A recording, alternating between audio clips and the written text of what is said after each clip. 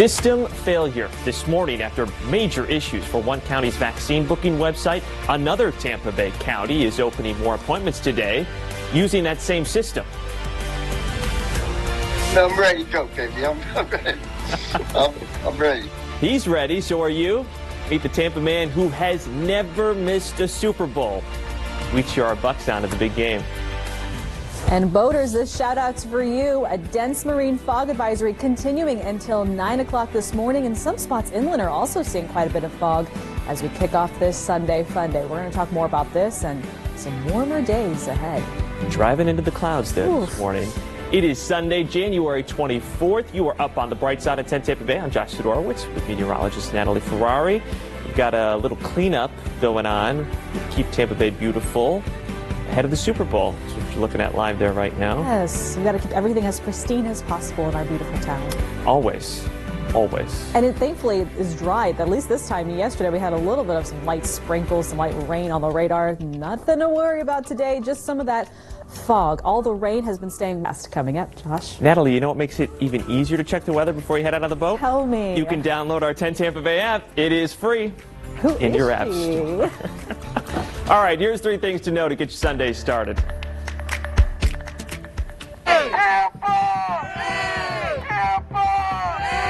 You know it. First up, our Bucks are waking up in Green Bay this morning after getting this send-off here in Tampa Bay. It is Tom Brady versus Aaron Rodgers for the NFC Championship kickoff at a chilly Lambeau Field at 3:10 this afternoon. Second here, we are starting off like we were just showing you again with some fog this morning. Chief Meteorologist Bobby Deskins, he took this video of the sea fog out on the water yesterday. And right now, investigators think that the fog is what played a role in a boat crash near the Sunshine Skyway Bridge. 7 people were hurt. One of them is in serious condition here. And third. My name is Larry King. This is the premiere edition of Larry King Live. We have lost another legend. No cause of death has been released yet, though, for Larry King, who died yesterday. But we do know he was hospitalized with COVID several weeks ago. What a career, though. Tens of thousands of interviews between 1985 and 2010 when he last signed off on CNN. Larry King was 87. If you are looking for an appointment for the COVID vaccine, more of them are opening up here today. In Pasco County, they will be opening up their reservation system at 2 this afternoon. Now, remember, you do need to have proof of residency now, and you have to set up an account on their CDR Health Pro portal online site to get a spot. That is the same system, though, that had some major issues in Pinellas County, where they opened up appointments for 8,000 vaccines yesterday. The county wound up posting this message on Facebook saying that the portal's outage was actually linked to a national issue. The site did come back online after a few hours, and all available slots were quickly booked up. We did reach out to the vendor of the website about this outage. We have not yet heard back from them. It's not just an issue for us. Nationwide, New York is out of vaccines. In California and LA County, leaders there say that if the supply is not increased dramatically, they will not be able to vaccinate the entire county until 2022. Back here in Florida, Governor Ron DeSantis is also frustrated with supply issues. Now, he believes that we could have vaccinated double the number of people by now. If you look at a place like Hard Rock Stadium, they do 1,000 a day. We could do 2,000 or 3,000 a day if we had more vaccine. Now, obviously, the way we're doing it is, we're getting it, trying to get it throughout the state. We're working with hospitals, county health, state-supported sites, a lot of churches. We've been in a lot of African-American churches, Publix. So we've got, I think, a good diversity of throughput. But the fact of the matter is we could do easily twice that. So far, Florida's health department says that more than 1.1 million people, so about 1% of our state's population, have gotten that first vaccine dose. Nearly 124,000 people have gotten both doses, so they're fully immunized. Johns Hopkins University says 70% of the population would need to get both doses to reach that herd immunity. Now, according to census data here in Florida, that would mean that we would need to vaccinate about 15 million people. President Biden's nominee for Surgeon General, he says that the supply of vaccine is steadily increasing, so states should be focusing on how to distribute them, like through local pharmacies. The federal government is also launching a program to send doses directly to pharmacies each week. Centers for Disease Control and Prevention is working to make vaccines available to your local pharmacies by early February. Now, Governor DeSantis says at Walmart, Winn-Dixie, and Publix have been designated to get the shots here, but it's still not clear yet when that program is actually going to start. Our state has already changed who gets a vaccine. Only seniors 65 and older with proof of residence or healthcare workers can get one right now. The Florida Education Association, though, has asked the governor to include teachers on that priority list because, as 10 Tampa Bay's Liz Crawford found out, many older educators in Tampa Bay still can't get a vaccine because of the overwhelming demand right now. A mad dash to get a vaccine. With 4 million Floridians age 65 or older, getting a vaccine has become a nightmare for many. I had been trying to get myself and my husband registered and ready to go, and it's so hard because the minute they open, it's all gone. Suzanne Hester is a principal at Skyview Elementary in Pinellas Park. Thanks to a new initiative, the district's 65 and older employees can get a vaccine. Hester got her shot Tuesday. I just said, thank you, Lord. At 73 years old, Principal Hester never considered retiring. Well, I thought of that song, A Bridge Over Troubled Waters. And I knew the waters were troubled, but that we'd build that bridge for our parents and our community and our staff. They really need that in person, I think. But it was scary. I'm not going to deny it. It was scary coming back. Teacher Mary Saldine was also quick to sign up for a shot. I want to see family. I have a dad that I haven't seen since February. Because I chose to come back to school, I became a bigger threat to him. He's 88. Over in Hillsborough County, the school district has roughly 1,300 employees that fall into that 65-plus category. Just Friday and Saturday, Tampa General Hospital made sure to get them vaccinated. They put themselves in a in a position to be exposed to COVID-19, and they're doing it in a graceful manner, a heroic manner. Superintendent Addison Davis wants all educators to have access to a vaccine. He and the Pinellas superintendent each wrote letters to the governor asking him to prioritize school staff. Educators continue to be on the front line every single day. Now, besides Pinellas and Hillsborough, so far no other Tampa Bay school district has plans to vaccinate their 65-plus staff. In an email, a spokesperson for the Florida Department of Education said that the commissioner, quote, is 100% in support of the governor's vaccination plan and has vocally stated so. You can text the word vaccine to this number, 727-577-8522. We'll automatically send you a link back of how each county is handling the process. You can also ask us any specific questions you might have. I'll try to answer them as best we can here after the newscast. He is keeping his streak alive. Now he just has to pick who to bring with him. How one Tampa man who has never missed a Super Bowl managed to score tickets to this big game. And we want to see your Bucs team spirit this morning. Look at this. Tammy shared a photo of her and her friend Landry dressed as pirates and firing the cannons there. Christine says that her dog Kira is wearing her Bucs jersey. And Brenda shared this joke picture of Tom Brady saying, "Make us Tampa Bay." Agreed. Keep sharing these photos. It's under this pinned post right now on our 10 Tampa Bay Facebook page. We'll keep showing them here all morning long.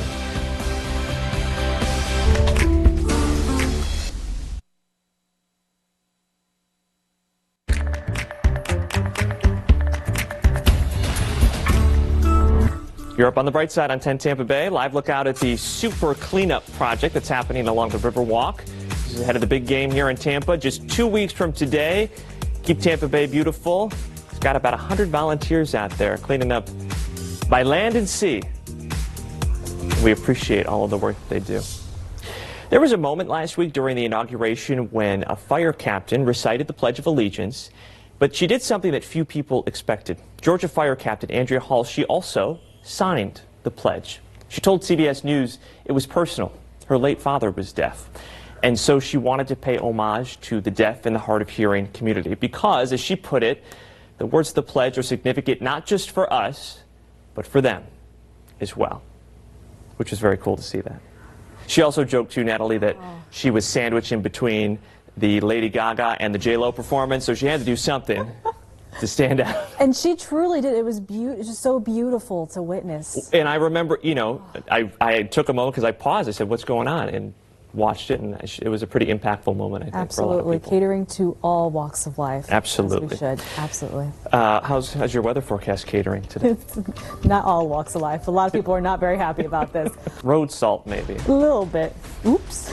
Meanwhile, back here in sunshiny Tampa, about 22,000 people will be allowed inside Raymond James Stadium for the Super Bowl 2 weeks from today.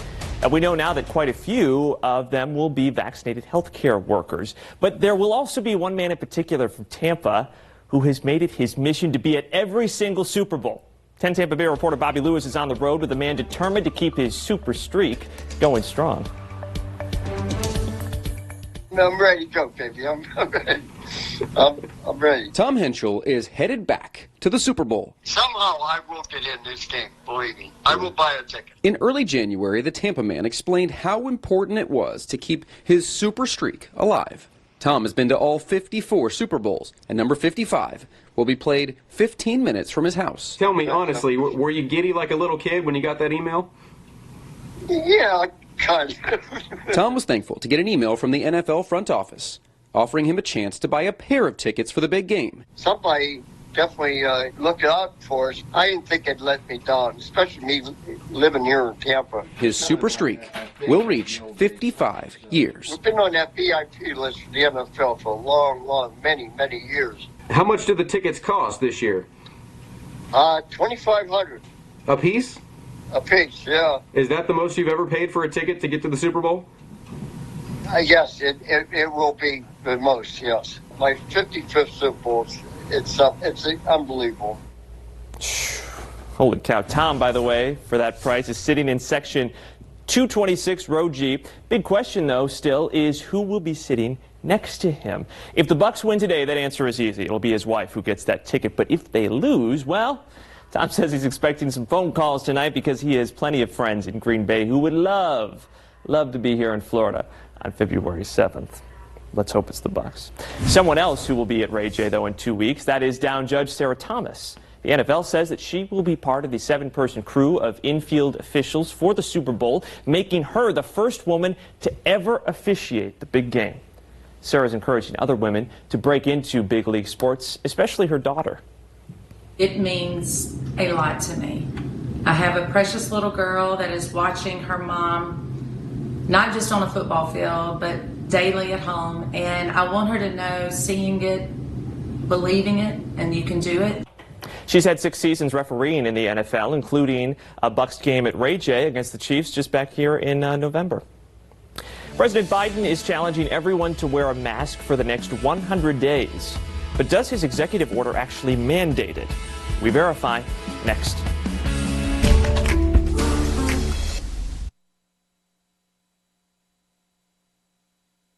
CBS, home of Super Bowl 55.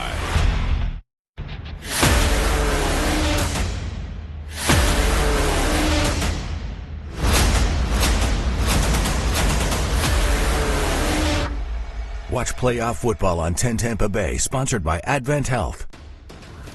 President Joe Biden's first 100 days in office is focused on COVID-19 and our economy. This weekend, he spoke with mayors across the country about the changes his administration is making to respond to this pandemic. In particular, the slow vaccine rollout. The commitment now is to get 100 million coronavirus vaccines into Americans' arms. But the president says that alone is not enough. In the next few months, masks, not vaccinations, are the single best defense that we have against COVID-19. Now, as for the economy, President Biden is proposing a $1.9 trillion so-called American Rescue Plan. It's a relief bill that includes money to fund health care, support small businesses, and $1,400 stimulus checks to you. But Republican senators say so far the overall price tag is just too high. President Biden says we could save up to 50,000 lives if everyone wore a mask from now until April. It is part of the reason that he signed an executive order mandating face masks. But what does that actually mean for you? Well, this morning, Matt Gregory is here to verify. On Inauguration Day, we saw President Biden roll out that first mask mandate concerning federal properties, and then yesterday, another mask mandate, this one for travel. So we here at the Verify team took those 2 executive orders to an expert to get them to explain the fine print. We're now 2 days and 2 mask mandates into the Biden administration. And at Verify, we got this question from a viewer. If I need to wear a mask for interstate travel, do I have to wear one in my car?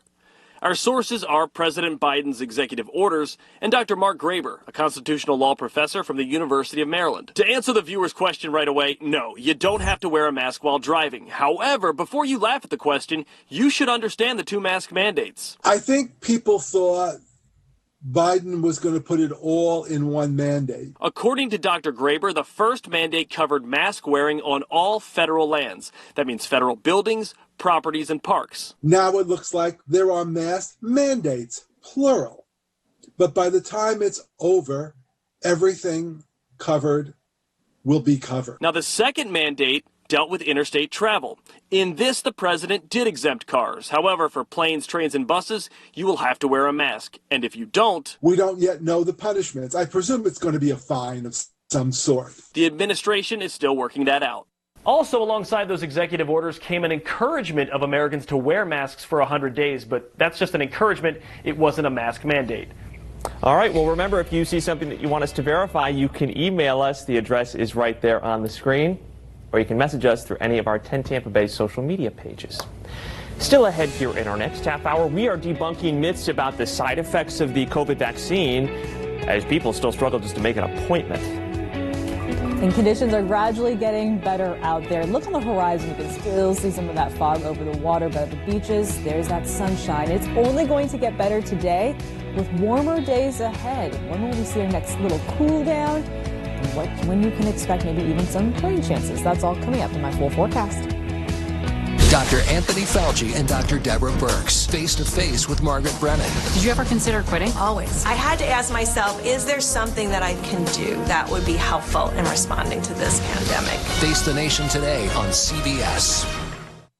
On the bright side this morning, the side effect profile from COVID-19 is far more dramatic from the side effect profile from the virus. We are separating fact from fiction when it comes to side effects of the COVID vaccine. Plus, our new defense secretary's first order of business since being confirmed Friday, addressing rampant sexual assault in the military. And are you ready to cheer on the Bucks? We are 1 win away now from another Tampa team joining our Tampa Bay fame, so we thought we'd embrace our inner sailors with a shanty, a sea shanty. It's a song, not a hut. I thought it was a hut. I keep thinking it's a hut. I keep thinking it's an insult. You're up on the bright side at 10 Tampa Bay. Sunday, January 24th. Come for a walk with us. Let's go down the Riverwalk. Yes. Lovely day. You guys were here in studio with us. You heard me. I planned my sunset walk on the beach already for today. She's ready. She says, beautiful. She says it's going to be nice. I said, how do you know? Yourself up. They say. They say. You know, when everyone's walking along the beach with me today, we'll see who's laughing. Can I come? Then. I can't come? No. Oh. Thanks for asking, though. Guys, good Sunday fun day to you. All right, Natalie. Hey, if you need a COVID vaccine appointment, we know that more are opening up here in Tampa Bay today. Let's go to Pasco County first, where they are opening up their reservation system at 2 this afternoon. Now, remember, you do need to prove that you are a resident now, and you have to set up an account on the CDR Health Pro portal online to get a spot. That is the same system, though, that had some major issues in Pinellas County, where they opened up appointments for about 8,000 vaccines yesterday. The county wound up posting this message on Facebook saying that the portal's outage was actually linked to a national issue. The site did come back online after a few hours, but all of the available slots filled up real quick. We did reach out to the vendor of the website for information on the outage, but so far we have not heard back. And so far, Florida's health department says that more than 1.1 million people, so about 1% of the state's population, have gotten their first dose of the vaccine. Nearly 124,000 people have gotten both doses, so they're considered to be fully immunized. Johns Hopkins University says 70% of the population would need to get both doses to reach herd immunity, a way to protect those who can't or don't get the shot. According to census data here in Florida, that would mean we would need to vaccinate about 15 million people. Now, as we do get more people vaccinated, we are starting to hear more claims about possible side effects after getting it. So let's bring in 10 Tampa Bay's Tweelon Wynn here. She's live with us. Tweelon, you spoke with a doctor about the safety of the COVID-19 vaccines that are available right now. Josh, good morning. Safety is a real concern when it comes to these vaccines. I get it. COVID-19 itself has been unknown and scary, so when a vaccine comes out, a lot of people are nervous about that too. But I spoke to so many doctors who say the risks of the vaccine outweigh the risks of what the virus can actually do. The COVID virus itself has caused far more long-term effects, short-term effects, as well as deaths, obviously, than any vaccine ever will. The CDC says 21 people had severe life-threatening allergic reactions to the Pfizer vaccine in the United States. That's after nearly 1.9 million doses were given out. About 1 in several million have a response of anaphylaxis to a flu or other vaccines that we normally administer. We're seeing about 12 in a million with the Pfizer vaccine. Not a huge number, nothing to be alarmed about. And it looks like it points back to if you have a history of that allergy to other medications. So your health history matters here. If you have a history of allergic reactions to any kind of vaccine or injectable medication, then you should be closely monitored by the vaccine provider for about 30 minutes before you leave. Otherwise, the known side effects are pretty minimal. Normal side effects for both the Pfizer and Moderna vaccines are pain and swelling in the arm where you got your shot, fever, chills, tiredness, and headaches. These symptoms should only last a couple of days. Okay, Tweelan, but what if you do get the vaccine and then you find yourself having side effects that are more serious than those ones that you just mentioned? What are you supposed to do then? Yeah, Josh, it's important to know here if you're going to have a severe life-threatening reaction to the vaccine, it's likely going to happen within 15 minutes of getting that dose. But if you do feel it later on and you're feeling not quite right, make sure you call 911 right away. And once you are feeling better, let your vaccine provider know so that they can make record of those side effects and send them to the CDC. All right, good information, Tweelan. You can text the word vaccine to this number, 727-577-8522. We will automatically send a link back to you with information on how each county is handling the appointment process. You can also ask us any other specific questions you might have. As always, we're doing our best to get you an answer here. I'll hop on there after the newscast. Of course, right now is typically peak flu season. You wouldn't know it by the numbers, though. So let's go through Florida's flu review here for some sharper insight. Now, this is the weekly report that is released by the Department of Health, and it shows the first week of 2021, flu activity across the state is low. There were 0 flu outbreaks. Closer look here in Hillsborough County. There have been 12,782 flu tests. 73 have come back positive since the start of the flu season. We asked Dr. Joe Roberts with USF Health why the flu would not be spreading as much, even though COVID still is. Like if you and I were sitting here in my office and we were this far apart and neither of us is wearing masks, I can still give you coronavirus if I have it. But flu, there's no chance. You're not close enough. And so flu is that droplet thing where you really have to cough or sneeze to spread it to some other individual, whereas coronavirus can just lightly travel through the air. So COVID spreads so much easier than the flu does. Now, this could have an impact, she says, on next flu season. Dr. Roberts says that the flu virus, it needs to travel from person to person to mutate. But if that isn't happening, well, we could see the same strain then next year. Time now is 8:36. Let's get you in the know with what else is making headlines. Cause of death has not yet been released for legendary TV interviewer Larry King, who died yesterday, but we do know he was hospitalized with COVID several weeks ago. King had an incredible career, thousands of interviews between 1985 and 2010 when he signed off CNN for the final time. He was 87. The nation's newly confirmed defense secretary says that his first order of business is to immediately address the problems of sex assault and harassment in the ranks. According to a memo sent out this weekend, he is giving his senior leaders 2 weeks to send in reports on sexual assault prevention programs in the military. He wants to know what's worked and what has not so far to address a problem that really has only been getting worse. Reports of sexual assault in the military have been steadily climbing since 2006. The man accused of intentionally crashing into a police cruiser, killing Hillsborough County Sheriff's Deputy Brian Levine, is due in court tomorrow. Travis Garrett is being charged with first-degree premeditated murder. He faces 9 charges in all, including criminal mischief, driving under the influence, manslaughter, and vehicular homicide. 7 people were hurt in a boat crash near the Skyway Bridge this weekend. Now, the Coast Guard says that 2 boats drove into each other, and the heavy fog yesterday morning at the time could be to blame. A Good Samaritan apparently jumped in to help. They were able to get everyone out of the water. One boat capsized entirely. Out of the 7 people on board both boats, 6 were taken to the hospital. 1 of them was seriously hurt. Some bad news for the Warriors last night. They lost to the Utah Jazz, but Steph Curry, he is closer to making history. He has now made 2,561 career three-point shots, passing Reggie Miller for second on the all-time list, which means he is now just 411 three-pointers behind Hall of Famer Ray Allen for the most in NBA history. Our Bucks are up in chilly Green Bay this morning, taking on the Packers later this afternoon. Winner, of course, gets to go to the Super Bowl here in Tampa, which is now just 2 weeks from today. The NFC Championship game this afternoon means another big quarterback matchup. Tom Brady versus Aaron Rodgers. Kickoff is at 3:05. If the Bucks do win, Dick's Sporting Goods stores across Tampa Bay will be reopening as soon as the game ends, so you can grab all of that NFC Championship gear. That includes the stores at West Shore Plaza, Tyrone Square Mall, the Brandon Town Center Mall, Citrus Park Town Center, and Wesley Chapel. We want to see your Bucks team spirit here. We've been showing you some great pictures here all morning. Christine Cease, she says she never thought her husband Miguel would actually be able to hug Tom Brady, but there you go. David sent us his proud bulldog with his Bucks flag on his bandana there, and Christina sent in this picture decked out in the Tom Brady jersey. Keep sharing these photos. We love to see them. You can do so on the pinned post on our 10 Tampa Bay Facebook page. This one here. We'll show off some more here before the morning is up. In the meantime, what's a better way to root on the Bucks than with a sea shanty? Next, a TikTok creator gives Natalie and I a lesson on how to perform the pirate tunes.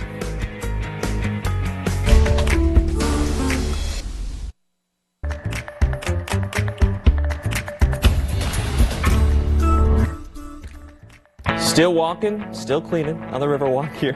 About 100 volunteers out there this morning with Keep Tampa Bay Beautiful. They're doing the super cleanup ahead of Super Bowl 55 here in Tampa, and we appreciate, well, their hard work, keeping Tampa Bay beautiful, literally. All right, this is very cool. There was one boy in Tampa who was having a very special birthday here today because earlier this week, the Make-A-Wish Foundation got him an early birthday present. How about a brand new pool? That's little Zion there, and he's a cancer patient. He's immunocompromised, and so because of COVID, he has not been able to go to the park or just be around other kids for months. I mean, could you imagine? So Zion asked for a pool because he loved swimming with his family on vacations, and having it at home now means that it is safe for him to do so again. And it's like a lot of mini vacations right there in your own backyard. And look at how happy he is. It's so sweet. Love that. Very cool. That's a pretty good gift. Birthday present? Swimming pool? I'd say so. It's going to get a lot of usage this weekend. Lots of warm-ups. You're going to go in the Gulf. It's still a little chilly. It is. It's in the 60s. That it still kind of makes you walk in the water very slowly and maybe not even go all the way in. At least some folks. The kids I've been seeing, they don't care. Oh, they don't care. No. They're all committed in there. All right, we've been talking about a big trend during this pandemic. TikTok. I downloaded it. Natalie downloaded it, right? Yeah. Which will just let you sit there and you scroll and scroll for hours and hours through content made by thousands and thousands of creators around the world. A lot of it is really entertaining. One of those TikTokers here is this guy. This is Blake Rouse. He's a musician in Colorado. In the past year, this 17-year-old has gained more than 240,000 followers. And this week, he made a special Super Bowl shanty. We talked about these sea shanties last hour.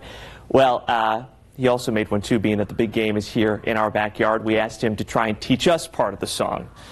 Ugh. In 2021 at the Raymond James, Tampa will hold its 5th Super Bowl game. We don't know who is playing, but when we figure it out, everybody scream and shout, Sea shanty. Okay, what do you think of the sea shanty? I love it. I love it so much, and I literally I can't get enough of it. I have like the video that I made was definitely a very like surface level like sea shanty. Like this is a whole iceberg. Go 55th Super Bowl, stay and watch it from your home. What is the appeal? What do you think? They're super pleasing to listen to. I think that's the thing, because the history of the sea shanty, I did my research for this. They were these work songs that these pirates would sing on ships, and so there was a lot of percussion of like working, like stomping or clapping or like dropping a box on the ground. Well, we happen to be big fans of pirates here in Tampa Bay, so it seems fitting. Super Bowl, who will play, we still don't know. Probably Tom Brady, because he's in it every time. February 7th. In the old sea shanties, it would be like, like I said, it would be like stomping or clapping or whatever. But for the ones on TikTok, you like hit the table and then you snap or you clap or you like just do like a steady rhythm like that. Okay. And so that's like step one. You gotta have that in the background. When it goes like this. In 2021 at the Raymond James, Tampa will hold its 5th Super Bowl game. In 2021 at the Raymond James. Oh, come on. Yes, perfect. Perfect. No, it's perfect. It's perfect. It's perfect. Straight up perfect. You were like... He's like, what have I gotten myself into? You were... No, that... Yeah, that's enough of that there. Too bad he was wearing the wrong jersey, though, Natalie. He had a Packers jersey. Oh, no, yeah. Let it slide, though. Let it slide. If you want to watch our full interview with Blake and more of us, I don't know why, you want to watch this poorly attempting to sing and clap along, you can. We posted the whole thing on our YouTube channel. Just go to YouTube and look up and Tampa Bay. I promise I had some percussion in there. I had to slam on the desk. Yeah, Zoom kept muting you. I'm like, they're like, be quiet, Natalie, be quiet. All right, we've got a final check of your forecast and a look at this morning's top stories. On the flip side, you're up on the bright side. 10 Tampa Bay.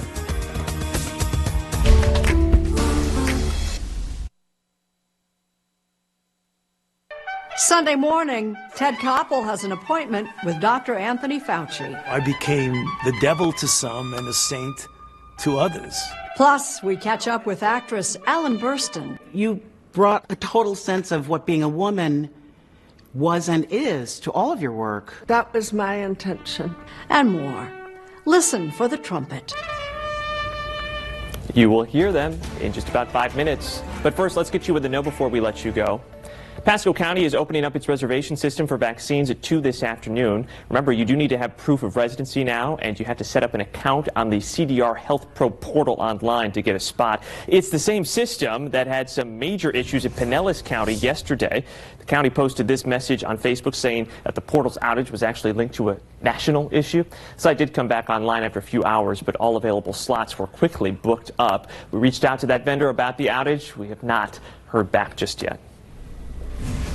As more and more people get the COVID-19 vaccine, more misconceptions and misinformation are being spread about its side effects. There have been reports of serious allergic reactions to the COVID-19 vaccine, but doctors say there have been only 21 cases out of nearly 2 million doses given out. They say that's not alarming and doesn't make them worry any more than a regular flu vaccine. They say you should consult a doctor before getting vaccinated if you've had any allergies to vaccines or injectable medications in the past.